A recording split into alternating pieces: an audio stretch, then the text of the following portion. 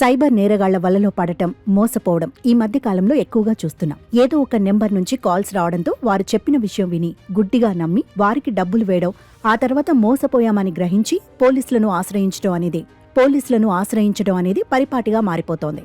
సామాన్యుల నుంచి పెద్ద పెద్ద వాళ్లు కూడా సైబర్ నేరగాళ్ల చేతిలో మోసపోయిన వారు ఎందరో. అయితే ఈ మధ్య కొత్త తరహా మోసానికి తెరతీశారు సైబర్ నేరగాళ్లు. ప్రస్తుతం ఏఐ అనేది ఎంత ప్రాముఖ్యతను పొందిందో అందరికీ తెలిసిందే. ఏ సమాచారం కోసమైనా ఏఐని ఉపయోగిస్తున్నారు.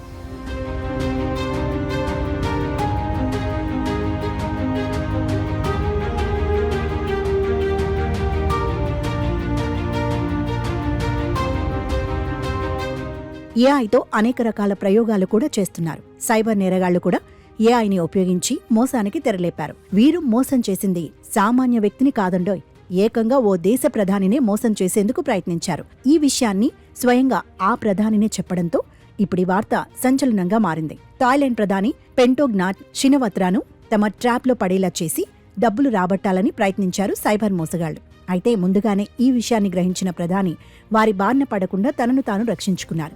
ఏఐని ఉపయోగించి ఓ ప్రపంచ ప్రఖ్యాతి చెందిన వ్యక్తి గొంతుతో థాయిలాండ్ ప్రధానితో మాట్లాడి నమ్మపలికేందుకు ప్రయత్నించారు. అయితే ముందే గ్రహించిన ప్రధాని వారి నుంచి తప్పించుకున్నారు. ఈ విషయాన్ని స్వయంగా ప్రధాని పెంటోగ్నాట్ తెలియచేశారు. ఒక దేశ ప్రధాని అయిన తననే ఇలా చేస్తే ఇక సామాన్యుల పరిస్థితి ఏంటి అని ఒకంత ఆశ్చర్యానికి గురయ్యారు. ఏఐతో ఇలాంటి మోసాలు జరుగుతున్నాయా అని విస్మయం వ్యక్తం చేశారు. అయితే ఏ నేత పేరుతో ఫోన్ వచ్చిందనే విషయాన్ని మాత్రం ప్రధాని బయటపెట్టలేదు.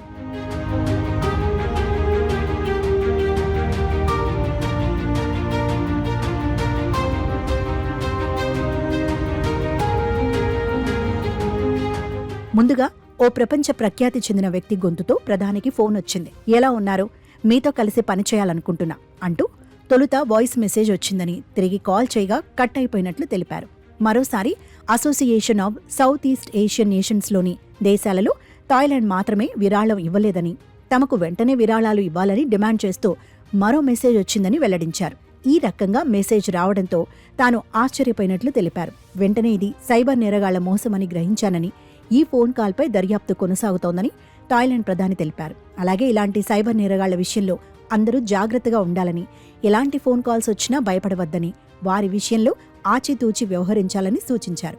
ఒకవేళ మోసపోతే వెంటనే పోలీసులను ఆశ్రయించి సమాచారం అందించాలని థాయిలాండ్ ప్రధాని షినవత్రా ప్రజలకు చెప్పారు.